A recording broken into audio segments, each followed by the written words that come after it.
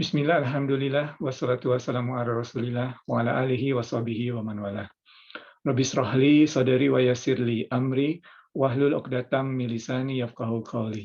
Assalamualaikum ibu-ibu, bapak-bapak pengajian KGRI yang dirahmati Allah. Kembali pada kajian Ramadan kita. Insya Allah kita akan lebih mendalami topik pembahasan kita beberapa hari ini mengenai tazkiyatun nafs atau jihadun nafs atau pensucian hati, ya, atau jihad melawan hati kita. Dan hati kita seperti kita bahas beberapa hari lalu adalah hati spiritual kita, ya. Oke, seperti biasa kita recap atau ulang beberapa konsep yang kita bahas sebelumnya, karena tujuan kita di sini adalah bukan hanya penyampaian informasi, ya, tetapi kita juga ingin istilahnya berjalan bersama, ya, journeying together, ya. Jadi kita step by step, tidak hanya informasi kemudian selesai dan sudah sampaikan, tidak, ya.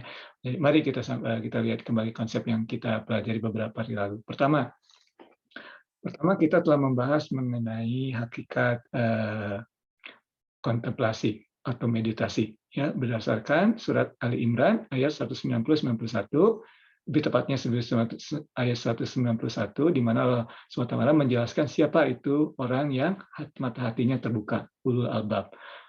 Ya, adalah orang-orang yang pertama yazgurun Allah, zikir, mengingat Allah.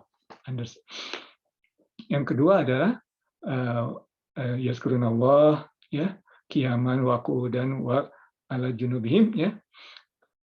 Yang kedua, wa yatafakkarun dalam ayat tersebut. Jadi berzikir dan bertafakur, right? Kemudian apa yang ditafakurinya? Tanda-tanda alam semesta, diri kita sendiri, dan sesuai dengan hadis Rasulullah SAW, tidak mengkontemplasi meditasi esensi atau zat Allah, karena tidak sampai otak kita, ya. Oke, itu yang pertama, konsep kita telah pelajari bagaimana atau hakikat dari meditasi atau kontemplasi.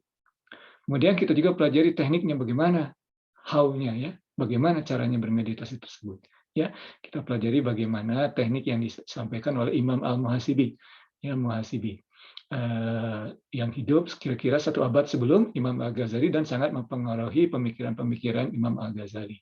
Dan Imam Al-Muhasibi ini belajar dari guru-gurunya yang terus merunut sampai ke Wahab Al-Munabih, dan juga yang dimana beliau Imam Wahab Al-Munabi ini belajar dari Ibn Abbas, yaitu sepupu Nabi, ya. Jadi teknik meditasi yang disampaikan oleh Imam Al-Muhasibi ini memiliki sanad seperti hadis all the way to Rasulullah SAW. Itu yang kedua kita pelajari tekniknya, ya. Kemudian kita tambah juga dengan teknik bernafas, ya, karena bernafas itu kita sampaikan kemarin, ya, dalam Al-Quran banyak sekali istilah ruh, nafas, istilah nafas, ya, disampaikan dalam Al-Quran, wa nafakna fihi min ruhina, ya. Nah, kita Allah Subhanahu wa taala meniupkan ruhnya, sebagian dari atau sesuatu dari ruhnya ditiupkan kepada kita. Dan tentunya alam semesta ini juga berisi atau ada angin yang juga dalam Al-Quran seperti surat Yusuf menyampaikan rahmat Allah juga, ya. Jadi banyak istilah dalam kaidah tasawuf, nafas ar-Rahman. Jadi nafas dari Allah yang Maha Pengasih. Jadi pada saat kita bernafas, kita pelajari sebelumnya, ya, pada saat inhale, kemudian pada itu kita dapat merasakannya, kita bahas kemarin. Pada saat inhale, agak susah kalau sambil ngobrol, ya, tapi kalau misalnya Bapak Ibu belajar atau mempraktekannya pada saat inhale, full, ya, seluruh diafragma, kita akan merasakan koneksi. Tiba-tiba badan kita serasa memiliki connection terhadap badan kita semua, ya. Karena seringkali kita nafas pendek-pendek, ya, kadang-kadang hanya di hidung, tidak terasa, kadang-kadang tidak merasakan ada hati kita pun, ya. Tapi pada saat kita inhale dalam, kita dapat merasakan, ya, bagaimana it connects to all our bodies, ya. Kemudian pada saat kita exhale, kita akan merasakan koneksi terlebih pada hati kita, ya. Coba dipraktikkan sendiri. Ya, itu sudah kita pelajari sebelumnya. Kita tinggal mempraktekkan. Seperti yang sampaikan sebelumnya, tidak mungkin dapat langsung seperti ini, ya. Karena seperti belajar mobil, awal-awalnya juga kaku, tapi lama-lama halus juga, ya. Itu. Jadi itu teknik meditasi dan juga bernafas. Kemudian kita juga kemarin, ya, atau beberapa sehari sebelumnya mempelajari konsep spiritual hati, ya, di mana ada hati, kemudian ada ruh, ada ego atau nafs kita, ya. Kemudian kalau di luar bulan Ramadan ada juga setan yang mengganggu hati kita, ya. Jadi ada pengaruh terhadap hati itu, ada dari ruh yang baik, ya. Kemudian ada dari ego kita, ya, di mana di pada ego kita ini adalah tempat bersandarnya desire kita, ya, keinginan-keinginan kita. Eat, makan, atau yang berlebihan jadinya, ya. Netflix lagi, Facebookan lagi, YouTube lagi, seperti itu datangnya di ego kita, ya, egotistic soul kita, ya. Nah, kemudian ada juga setan. Ya, setan ini mengganggu juga, mempengaruhi hati kita juga. Perbedaannya antara ego dengan setan itu, kalau ego itu selalu sama, ya. Ya, jadi kalau sedang mengganggu kita tuh misalnya makan lagi, atau kita misalnya bangun pagi, tidur lagi, tanggung 5 menit, udah 5 menit tidur lagi, udah 5 menit bangun lagi, udah di snooze alarm, masih tidur lagi, itu ego, ya, egotistik kita agama. Kalau setan bedanya dia berbeda-beda, dia selalu datang, kalau gagal satu tempat cari tempat yang lain, gagal di pintu yang ini cari pintu yang lain, itu setan datangnya, ya. Misalnya, disuruh ngegosip nggak mau, oke, cari yang lain. Disuruh backbite nggak mau, cari yang lain. Seperti itu setan. Ya, itu setan. Jadi kemarin kita bahas dalam kajian kemarin bahwa hati kita itu battleground, ya. Makanya disebutnya jihad an-nafs di situ karena memang terjadi seperti peperangan, ya, antara pengaruh, antara saling mempengaruhi, ya, saling menginfluence kita, hati kita, antara ruh, kemudian ego kita, kemudian setan yang eksternal nih setannya. Dan kemudian kita pelajari juga ada pendulumnya, ya. Kalau kita terlalu banyak ikutin terlalu banyak ikuti ego kita atau setan, itu ada di nafsu ammarah bisu. Seperti dalam surat Yusuf, ya. Nabi Yusuf alaihissalam juga menyatakan bahwa pada saat digoda Siti Zulaikha ada juga pengaruh nafsu ammarah bisu. Atau kita kalau sudah bersih dan tingkat kebersihannya tinggi, kita mendekati ruh, itu nafsu mutmainnah, hati yang tenang. Tetapi seringkali atau kebanyakan kita ada di tengah-tengah, di battleground, nafsu lawamah, ya. Dan itu sudah bagus sebetulnya. Sebetulnya kebanyakan orang masih di nafsu amarah bisu, ya. Tapi kalau nafsu lawamah itu sudah bagus, karena kalau sudah melakukan kesalahan dia menyesal. Lawamah itu dalam bahasa Inggris diterjemahkan sebagai reproachful atau menyesali, ya, menyesali atau apa yang dia lakukan. Kalau dia melakukan kesalahan, menyesali, ya, kemudian bertobat. Kajian kita yang paling pertama. Nah, satu konsep lagi yang akan tambahkan pada saat ini adalah mengenai, ya, istilahnya konsep pengambilan keputusan untuk melakukan satu tindakan, ya. Kan ikuti dalam satu kuliah, ya, Sunnah of Decision Making. Tapi intinya yang paling simpelnya seperti ini. Dalam merunut hingga kita melakukan sesuatu, ya, tadi kan diganggu terus nih, hati nih ada pengaruh-pengaruhnya, ya. Ujung-ujungnya kan untuk melakukan sesuatu. Setiap saat, setiap detik kita selalu melakukan sesuatu, kan? Ada yang selalu melakukan. Misalnya, mau sholat sunat, nanti malam mau sholat tarawih, kita mau sedekah, misalnya, besok hari Jumat mau sedekah, segala macam seperti itu. Jadi kita selalu ada pengaruh-pengaruh. Nah, itu tuh paling pertama, ya. Yang paling pertama itu yang tadi Ivan sebutkan, itu istilahnya dalam bahasa Inggris itu thought, ya, atau pemikiran, ya. Jadi kita selalu ada pemikiran muncul. Dari Allah tentunya, ya, pemikiran. Salat sunat, ya. Kita mengikut salat sunat, salat duha. Atau kadang-kadang merupakan suatu cobaan buruk, ya. Nah, tapi kita ambil contoh yang baik saja, ya. Mungkin untuk kesempatan ini satu contoh yang baik. Misalnya salat sunat atau salat tarawih. Pokoknya yang baik. Ada thought dalam pikiran kita. Atau datang kepada hati kita. Thought, ya, karena kita nih, termasuk Ivan sendiri, masih terlalu fokuskan terhadap pemikiran, ya. Tapi insya Allah kepada hati kita. Ya. Misalnya pada hati kita ada thought salat tarawih. Ya. Atau mungkin Ivan jelaskan di sini ya, mungkin dari tadi yang dilihat ya, supaya jelas hati, ruh, kemudian nafs, terus akal kita ini sebetulnya di mana? Oke, karena kita seperti biasa ada di atas, supaya mudahnya, oke, akal kita tuh ada di atasnya, oversight. Bukan lebih tinggi maksudnya, tapi memang ada oversight. Kita kan harus memudahkan, dipikirkan, divisualisasi oleh kita. Jadi akal kita ada di atas. Jadi, tapi akal kita dan hati kita sekarang sudah terbukti ya, ada neuron, sel-sel pemikiran itu ada di otak, ada juga di hati kita. Jadi sebetulnya yang berpikir itu cuma bukan otak kita saja. Kita selalu kalau berpikir itu selalu lihatnya menunjuknya ke sini. Padahal sebetulnya dua yang berpikir itu. Otak kita dan hati kita. Oke, nah sekarang sudah ada konsep itu, baru kita kembali pada pekerjaan kita. Oke, jadi ada thought, ada pemikiran, kita sholat tarawih nanti malam. Itu thought. Itu step pertama. Setiap saat selalu ada thought atau pemikiran. Step kedua sebelum dalam runtutan melakukan kegiatan, melakukan sesuatu ini, yang kedua adalah inclination. Nah, ini mulai datang dari ini tadi, yang tiga ini. Ya. Inclination. Ngantuk. Capek. Kalau nanti malam sholat tarawih sampai jam 12, gimana besok pagi kerja? Ya. Jadi ada melahirkan inclinasi, udahlah di rumah aja sholat tarawih kan. Sholat tarawih kan sunat, di zaman Rasulullah juga lebih baik sholat tarawih di rumah. Nah, ada inclinasi. Jadi kalau gitu di rumah saja.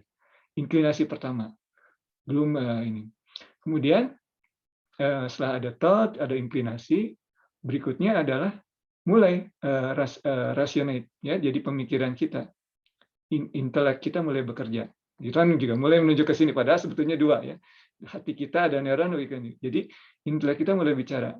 Jadi tadi hanya dari mulai sekedar inclinasi yang cuma berdasarkan ego, ya, aduh capek, aduh ini, kita mulai berpikir, ya, sebetulnya memang sih sunat, ya, tetapi katakanlah ini malam apa namanya, setelah nuzul Quran atau malam 10 hari bulan Ramadan dan sebagainya ya, itu nggak setiap saat. Kita bahas sebelumnya ya dalam salah satu kajian bahwa seperti halnya daratan di mana satu tempat lebih tinggi dibanding tempat lain, waktu juga demikian. Ada waktu yang lebih dekat kepada Allah, di mana Allah itu lebih dekat kepada kita dibanding waktu-waktu yang lain. Ya.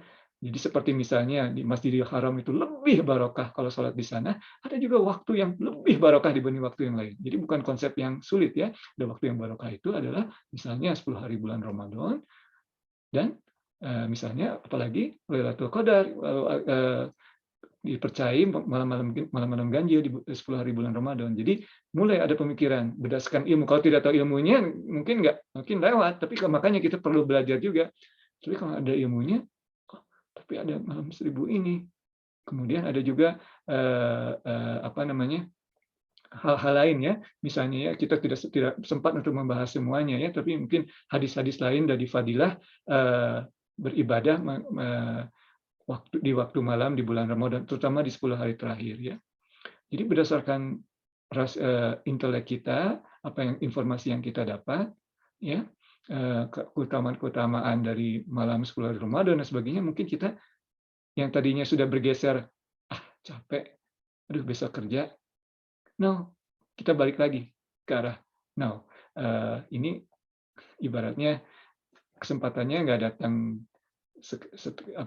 setiap saat ya. Kita juga belum tahu tahun depan kita masih sampai kepada bulan Ramadan atau tidak ya, ataupun kita belum tahu nanti malam kita masih ada atau tidak ya. Tapi kalau sudah niat, ingat kajian kita yang bersama Darut Tauhid kemarin, kalau sudah niat sudah dicatat amal baiknya ya. Jadi tapi sekarang kita belum niat ya, baru intelektual ya, baru intelek bekerja ya. Jadi tadi ada thought, ada pemikiran, selalu ke sini. Padahal ada dua ya. Ada pemikiran, ada inclinasi, ya capek nih. Kan biasanya juga, pokoknya banyak alasannya untuk capek ya. Kemudian ada rasional. Nah, sini kan datangnya nggak setiap saat. Kemudian kalau sudah itu baru step yang keempat itu adalah niat. Jadi niat yang dalam hadis sebetulnya semua berawal dari niat, betul, semua berawal dari niat. Tapi sebetulnya niat itu adalah step keempat. Ya, setelah thought, pemikiran, inclination, ya kecenderungan kita, tidur aja deh. Seperti itu.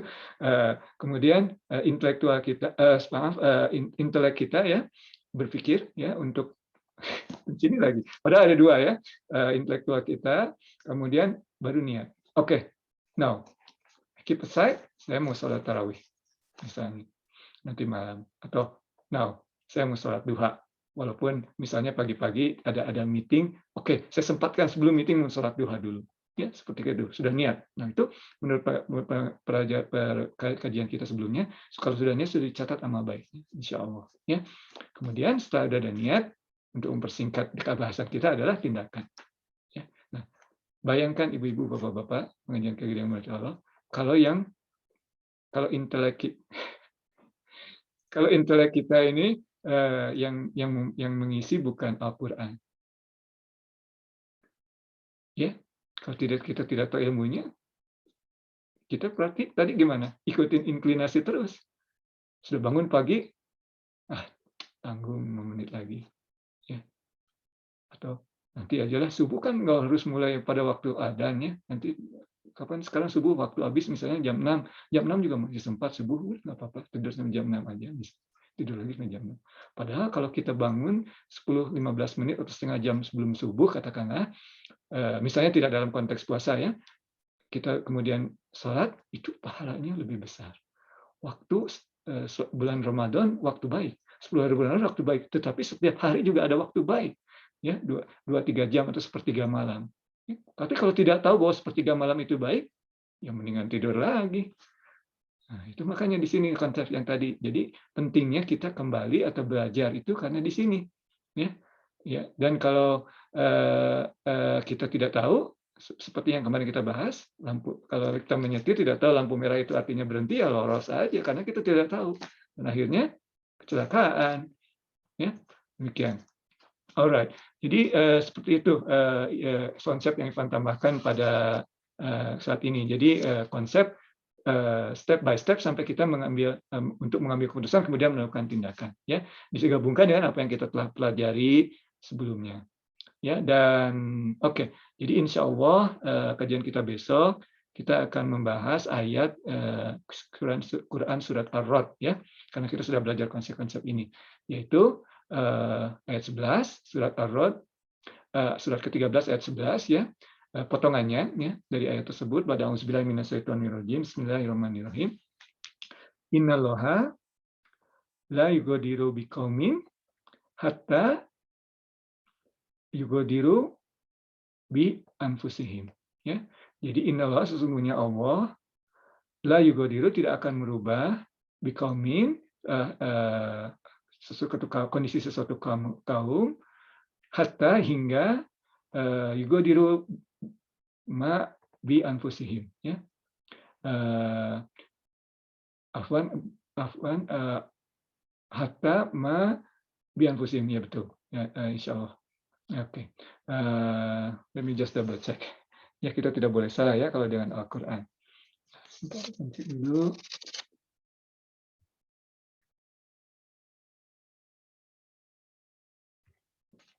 Tuh.